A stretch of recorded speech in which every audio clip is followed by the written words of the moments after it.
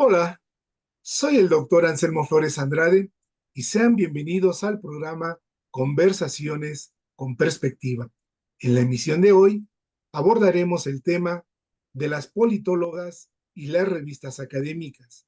Y para conversar sobre el tema, tenemos como invitada a la doctora Janina Well, quien es doctora en Ciencias Políticas y Sociales por la Universidad Pompeu Fabra, Barcelona, España, y actualmente se desempeña como investigadora senior en el Centro sobre la Democracia Albert Hirschman en Ginebra, Suiza.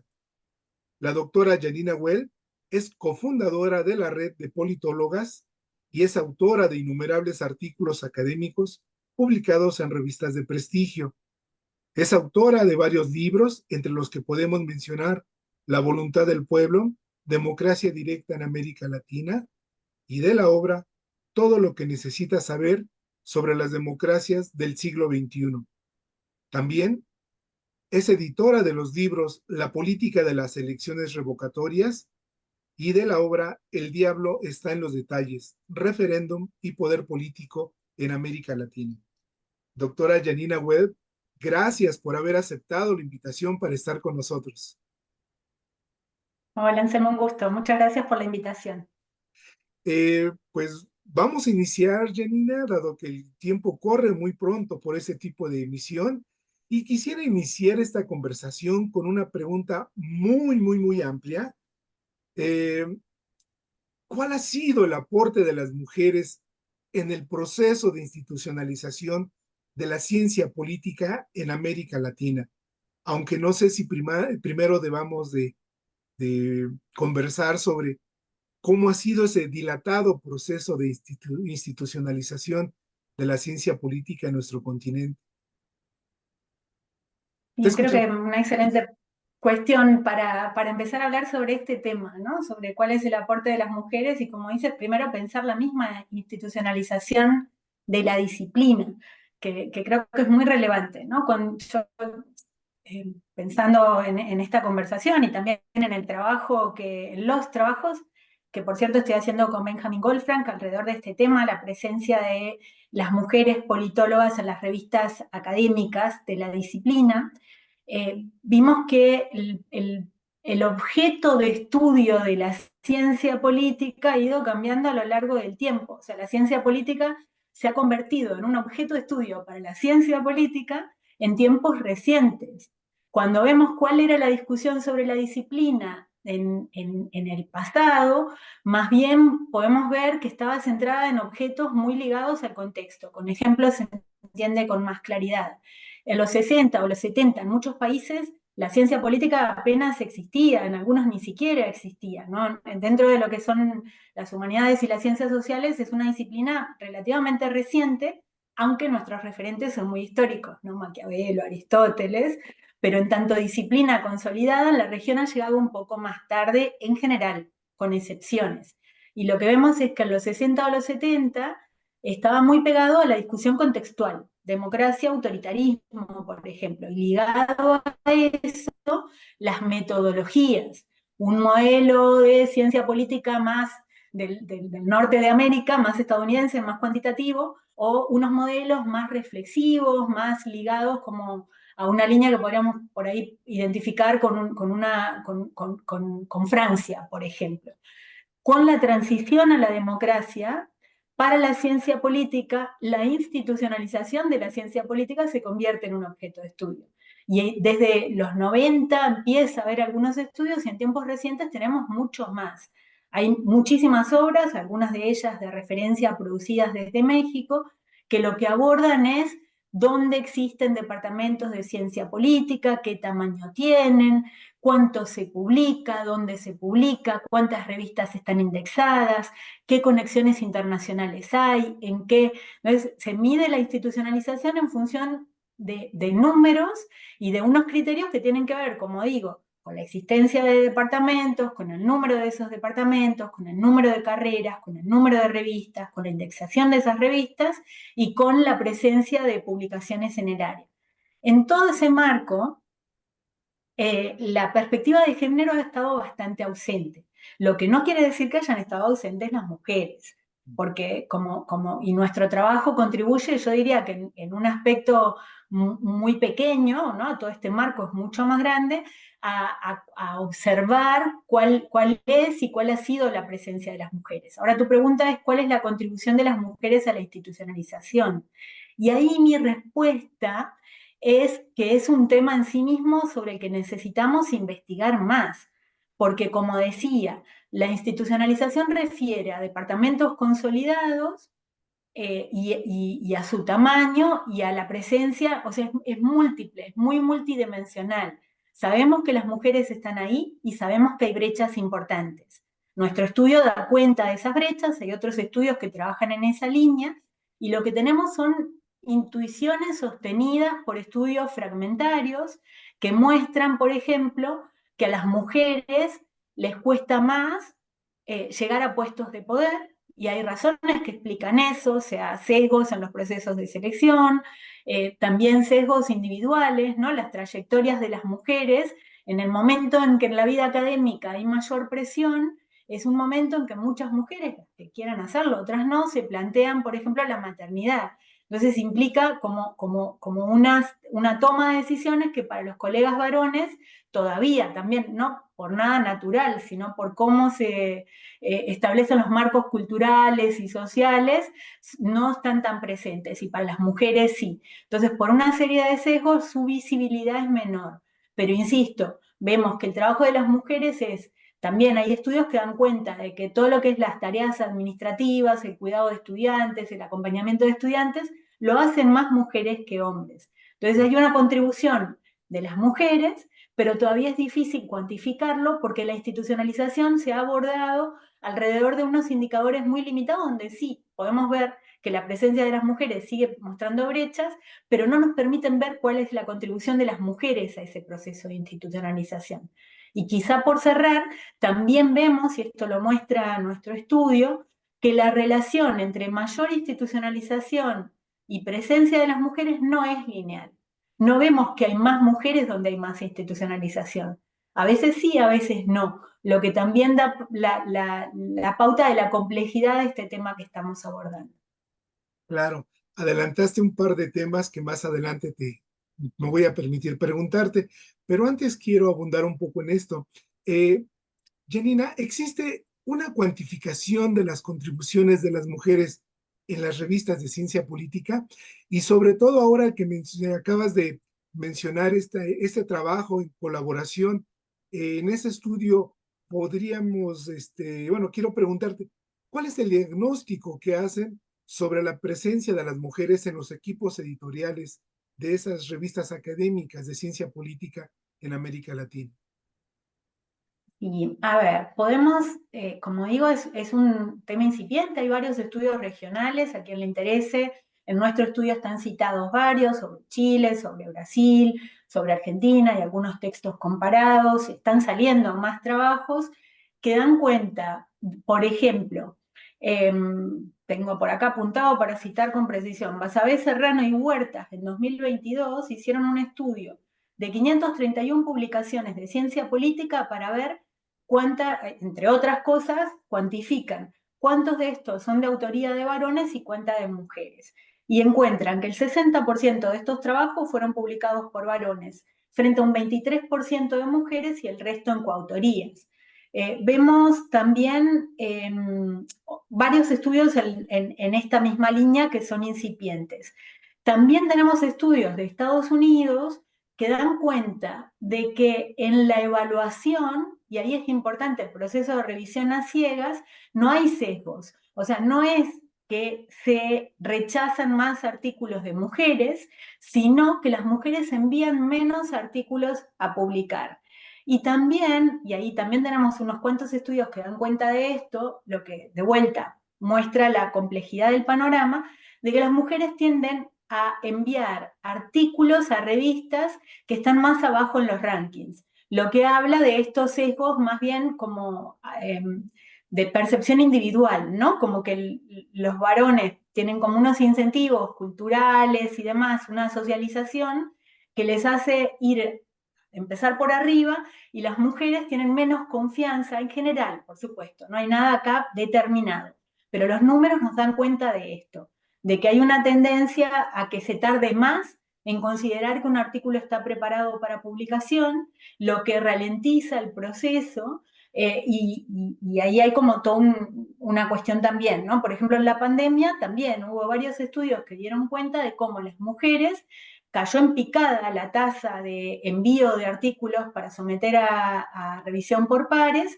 mientras subió en el caso de los varones. ¿Y eso qué nos dice? También nos da cuenta claramente de que las mujeres tenían más trabajo orientado a los cuidados. Entonces, esto en cuanto a las publicaciones. Tu pregunta era más amplia. Podemos ver también que la presencia de mujeres en el profesorado, y eso es algo que muestra nuestro estudio con Benjamin Goldfrank, analizamos 106 departamentos de 16 países de América Latina y encontramos que la presencia de mujeres en el profesorado es de 34%. Por supuesto hay diferencias entre países, hay países donde es mucho mejor, estoy hablando de una media, y hay países donde es más alta. En los mejores está rondando el 40 y pico por ciento. Pero en general encontramos que un tercio del profesorado lo ocupan las mujeres frente al resto de varones, y sin embargo entre el estudiantado las mujeres son más. O sea que claramente seguimos viéndose. Cuando vamos a las revistas académicas, que era el foco de nuestro estudio, vemos que sube la presencia de mujeres en equipos editoriales. Nosotros analizamos 85 revistas de ciencia política o latinoamericanistas, 69 en América Latina y 16 fuera, Canadá, Estados Unidos y Europa. Y encontramos que en el equipo editorial, o sea, el que hace el trabajo, el que recibe los textos y los manda a revisión, el 41% son mujeres. Ahora, si contamos solo los equipos editoriales latinoamericanos, es el 37%, o sea, baja. Y acá tenemos un dato muy curioso que nos llamó mucho la atención, que es que en los consejos editoriales la presencia de mujeres baja al 30%. En el total, 28% si vemos solo la región. Y nos resultó muy curioso porque, claro, nosotros decíamos, ¿por qué la presencia de mujeres en el profesorado es más baja que en equipos editoriales? Hay respuestas para esto. Es más difícil, digamos, tenemos constreñimientos económicos, el profesorado no se puede ampliar, la trayectoria laboral, o sea, toda la agenda de género es relativamente reciente en algunos países. En algunos está muy poco presentes, en otros más. Es difícil cambiar esto. En cambio, en un equipo editorial es más fácil cambiar las prácticas. Por lo tanto, teníamos una explicación. Ahora, en los consejos editoriales es todavía más fácil y sin embargo es más baja la presencia de mujeres. Y acá también nos queda como mucha intriga porque hicimos una encuesta a colegas de equipos editoriales y lo que encontramos fue la confirmación de una sospecha. En unas pocas revistas, el consejo editorial, el que da acompañamiento a la revista, realmente tiene algún rol. En general son puestos simbólicos, hablan de las conexiones de quienes estén en el equipo editorial o de quienes los hayan iniciado, más que de un trabajo efectivo.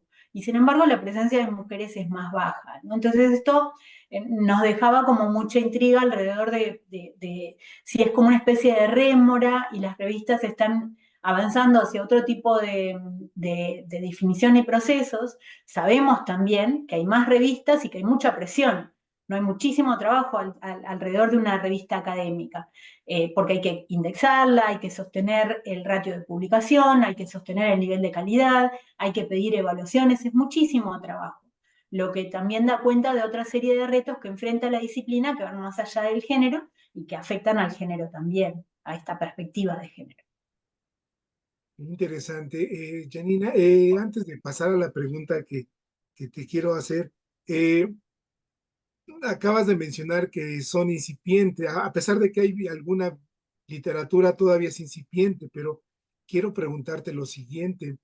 En tu opinión, ¿hay algún, qué qué temas al debate público o con qué temas al debate público de la disciplina de la ciencia política han contribuido las mujeres? Estoy pensando en inclusión social, en derechos humanos, o no sé.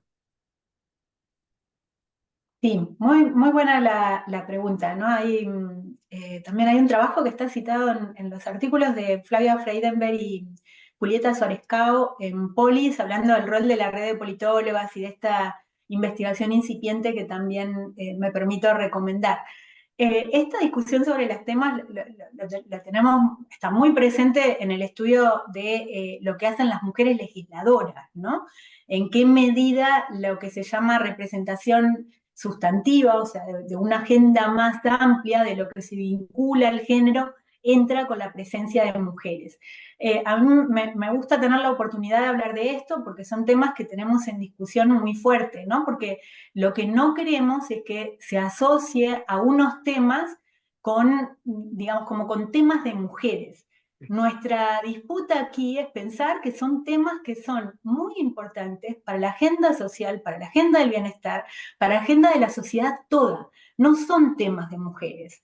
Muy a menudo la participación de las mujeres en la representación hace que esos temas lleguen, pero esos temas hablan de la democracia y de la calidad de la convivencia, no son temas de mujeres. Creo que es muy importante decirlo una y otra vez, ¿no? Cuando hablamos de estos temas que mencionabas como de inclusión social, de bienestar social, hablamos de jubilados, hablamos de calidad de la educación, hablamos de cuidados, hablamos de gente que, o sea, hablamos de toda una agenda que se tiende a asociar con las mujeres porque en general las mujeres la ponen más sobre la mesa, pero no es una agenda de mujeres. Cuando hablamos de perspectiva de género, también hablamos de eso, hablamos de toda una serie de temáticas que deben quedar incorporadas, pero eso no debe conducir a decir, ah, son temas de mujeres. No es así, ¿no? Entonces creo que aprovecho, digo, no, tu pregunta iba más allá de esto, pero aprovecho tener la oportunidad de decirlo. Son agendas que mejoran la calidad de la democracia y la concepción de la democracia. Cuando hablamos, por ejemplo, que es algo que Julieta y Flavia han destacado mucho, de voto de la mujer, hablamos de que la democracia empieza a ser democracia. O sea, cuando tenemos la mitad de la mujer, no es una minoría, es la mitad de la población en muchos casos más. O sea, cuando no vota la mujer no hay democracia porque la mitad de la población está excluida. Y esa consideración no estaba presente hasta que se puso sobre la mesa, en general asociada a colegas mujeres que lo han puesto sobre la mesa. Pero tiene que quedar claro que no son temas de mujeres, que son temas que hacen a nuestro entendimiento de la democracia, del bienestar, de la convivencia, de las políticas sociales, de las políticas públicas en general. Completamente de acuerdo contigo. Le cuesta mucho a los colegas asumir que no se puede hablar de democracia cuando se excluye a la mitad de la otra parte de la comunidad. Eh, Aprovechando que mencionaste la red de politólogas, quiero preguntarte, Janina, eh, ¿cuál ha sido la impronta de la existencia de esta red de politólogas en la importancia del género en la disciplina de la ciencia política? En tu opinión, ¿cuál ha sido ese aporte? ¿Cómo ha contribuido? Pues yo creo realmente que es obviamente soy juez y parte cuando me haces la pregunta, porque soy miembro de la red desde su origen, fue una iniciativa de un grupo de colegas, una idea de Flavia Freidenberg, estuve ahí desde el principio, en la que nos planteamos, bueno, fue un poco siempre esto, reconvertir sentimientos negativos en acción colectiva, productiva y positiva, ¿no? Después de por décima vez, enésima vez, sentarnos en un congreso de ciencia política y ver 12 varones en la mesa o 10 varones en la mesa, o los colegas citándose entre ellos, pensamos, bueno, tenemos que hacer algo. Y cuando esto se hace individualmente, siempre hay como una especie de estigmatización de la persona que lo hace, ¿no? O sea, está protestando porque no la invitaron a ella a estar en la mesa, está... Entonces dijimos, bueno, ¿cómo podemos cambiar prácticas? Y realmente creo que desde su origen ha sido una experiencia orientada a la construcción colectiva en positivo. Entonces empezamos a tratar de entender, cuantificar, analizar y hacer un aporte a mejorar prácticas. Por ejemplo, claro, el trabajo de las mujeres se cita menos. En el momento en que empezamos con la red, empezamos a revisar los sílabos introductorios a la carrera de ciencia política y casi no se citaban mujeres. De, bueno, es que no hay mujeres, sí que hay mujeres, ¿no? Ese fue un poco el eslogan. Me dice, ¿por qué no han invitado mujeres? ¿Por qué no hay? Pues sí que hay. Y por una especie de tendencia a invitar siempre a los mismos, se sigue invitando a los mismos, se cita más a los mismos y nunca hay mujeres. Entonces creo que ha cambiado mucho y muchos colegas varones han sido muy proactivos también en ver estos déficits, otros han tenido que aceptar que los tiempos cambian, hay que ir cambiando esto, y lo cierto es que se han introducido buenas prácticas a partir de esta experiencia en muchísimas facultades donde ahora se pide o se exige en algunos casos que haya por lo menos una cuota en los sílabos, como digo, de trabajos de mujeres. Hemos hecho también una contribución importante a rescatar el trabajo de las pioneras, porque politólogas hubo en el pasado también, muchas menos que ahora, pero también había. De rescatar sus trabajos, rescatar sus contribuciones. En el canal de YouTube de la red de politólogas hay una serie con estas maestras, que da cuenta de todos los grandes desafíos, nosotras tenemos muchas menos gracias a ellas, y que ha contribuido también a generar esto, y luego también generar buenas prácticas en los procesos de selección.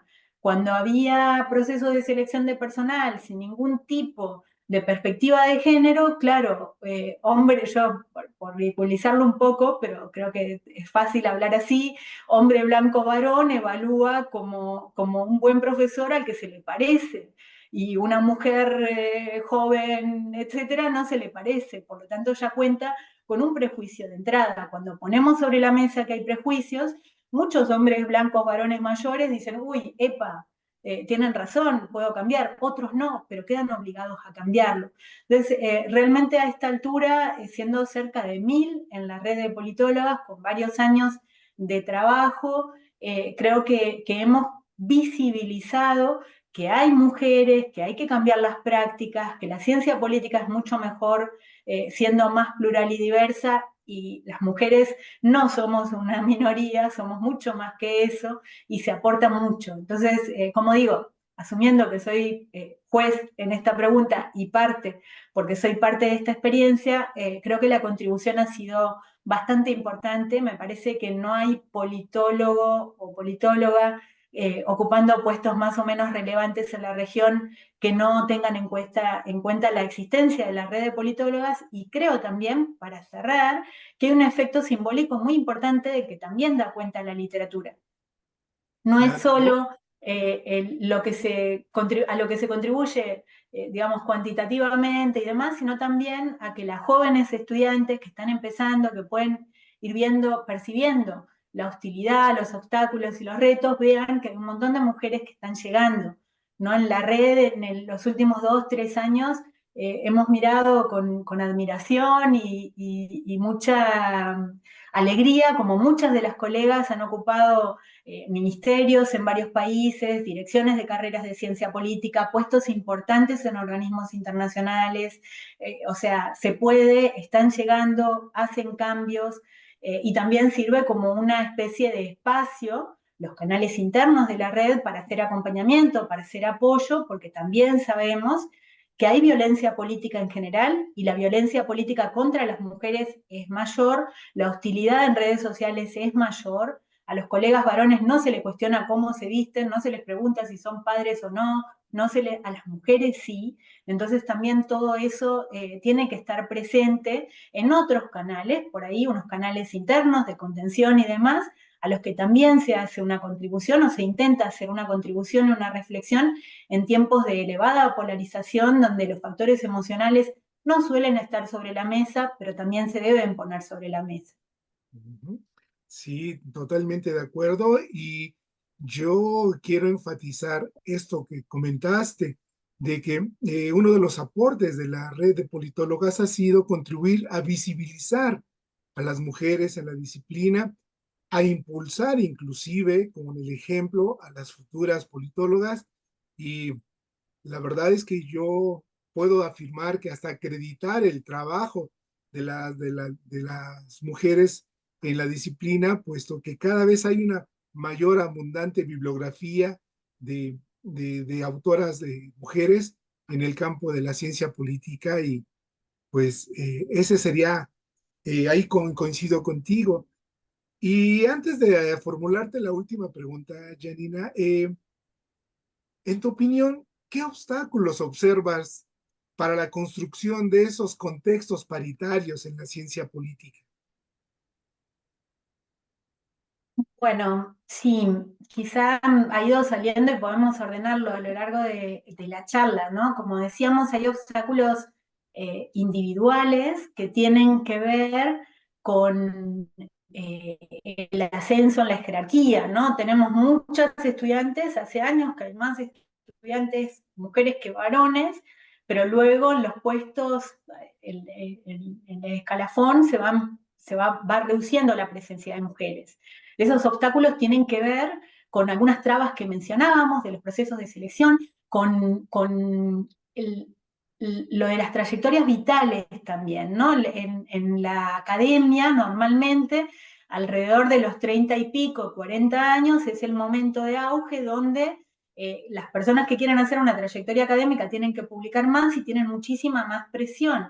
También es la edad en la que, en general, sobre todo digamos, en las tendencias más recientes, las mujeres que decidan o que tengan el deseo de tener hijos, a veces se ven enfrentadas a tener que decidir, que son cosas que hay que cambiar, ¿no? También. Y ya hay departamentos en que eso se está empezando a cambiar, a generar algún criterio de contemplación de eso para compensar la forma de evaluar a las mujeres que tienen hijos o que quieran tenerlos para poder acompañarlas sin que no sea tan dramático, pero también para que los hombres puedan compartir. Como digo, acá estamos hablando de la necesidad de un cambio cultural, no de naturalizar que las mujeres tienen que ser las responsables del cuidado. Evidentemente todo esto son opciones personales, no estoy diciendo que hay que tener hijos, estoy diciendo que mucha gente se plantea eso y enfrenta este tipo de situaciones. También no podemos pasar por alto situaciones de acoso y elevada hostilidad. Y ahí también me permito citar un estudio que se hizo, un mini estudio que hicieron de Alessandro Itesio en 2020 en un congreso de ciencia política en Argentina, donde el 39% de las mujeres entrevistadas dijeron haber sufrido algún tipo de acoso. Y el 17% dijo haber renunciado a trabajos o proyectos por sufrir formas de acoso. Entonces eso también está sobre la mesa. Y luego tenemos obstáculos que tienen más que ver con lo institucional, que son los que mencionaba antes, ¿no? En varios países de la región están enfrentando situaciones de crisis económica muy elevadas. Eso afecta a las estructuras y afecta a los cambios, ¿no? Entonces también es difícil. Puede haber contextos en que hay más mentalidad o perspectivas de introducir estos cambios, pero no hay posibilidades de hacerlo, porque muchos departamentos de la región son pequeños. Entonces, claro, las personas que están, digamos, también merecen tener sus condiciones laborales, tenerlas garantizadas y no es tan fácil hacer este tipo de cambios. Entonces hay una serie de obstáculos que tienen que ver, como digo, con lo individual, con lo estructural, que hay que ir cambiando a lo largo del tiempo. Y finalmente, Janina, para todas aquellas estudiantes de grado y estudiantes de posgrado que nos van a ver y escuchar, ¿qué reflexión o mensaje podrías decirles cuando se enfrentan a este tipo de obstáculos? Pues yo diría, mm, me, me, mm, como intentar siempre mirar un poco más allá del problema inmediato a la búsqueda de soluciones, ¿no? Siempre es fácil, por supuesto, eh, no quiero ubicarme en el lugar de dar consejos porque creo que no es eso, pero sí de mirar buenas prácticas, ¿no? Como digo, la red de politólogas probablemente muestra una buena práctica. Nosotras desde la red quisimos hacer un cambio que podíamos hacer desde nuestros contextos. Es un entorno muy plural y muy diverso en muchísimos sentidos. Y no quiere decir que pensemos que es el único problema o incluso para muchos ni siquiera es el fundamental problema. Hay muchísimos problemas en la sociedad. Lo importante es pensar en acciones colectivas, ¿no? Cuando enfrentamos obstáculos en nuestras trayectorias, a menudo esos obstáculos los podemos percibir como algo que nos afecta a nosotras o a nosotros, pero en realidad afectan a muchísimas más personas. Entonces yo creo que la acción colectiva es lo que permite articularnos, pensar, buscar estrategias para resolverlos. Esas estrategias son múltiples. Esto lo pienso porque, por ejemplo, yo ahora estoy dando clases en Ginebra desde hace algunos años y, por ejemplo, nuestros estudiantes, que en muchos sentidos tienen una situación económica mejor, que tienen mejores condiciones en muchos sentidos, tienen muchísimos problemas de salud mental también.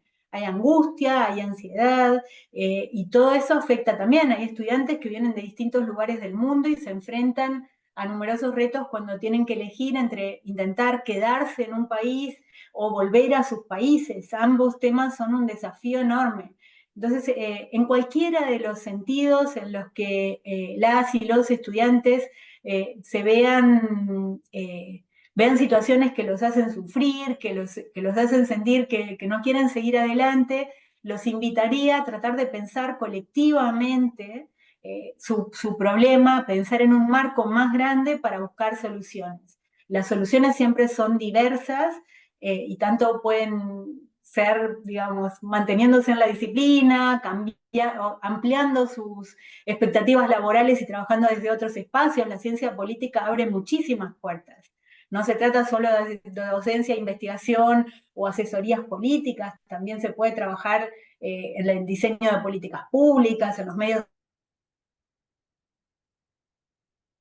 de comunicación. No hay un amplio espectro de posibilidades. Entonces, pensarlo colectivamente y buscar referentes que por suerte en la región tenemos cada vez más gente haciendo un trabajo muy interesante que hacemos desde la red de politólogos. Pues yo solo puedo añadir, Janina, que no se desanimen las estudiantes, no se desanimen, el trabajo más difícil creo que ya fue hecho. Hay otro contexto en donde hay un contexto un poco menos difícil que el que existía hace 3 décadas y que miren efectivamente los videos que están en la red de politólogas, yo llevo 8, donde las colegas politólogas comparten su trayectoria de vida, su trayectoria profesional y pueden encontrar ahí estímulo para continuar. Muchísimas gracias, Anselmo. Al contrario, Janina, solo me resta decir, soy el doctor Anselmo Flores Andrade y fue un placer haber conversado con la doctora Janina Well, investigadora senior en el Centro sobre la Democracia Albert Hirschman en Ginebra, Suiza, y cofundadora de la red de politólogas. Una vez más, gracias, doctora Janina Well, y hasta la próxima emisión. Adiós.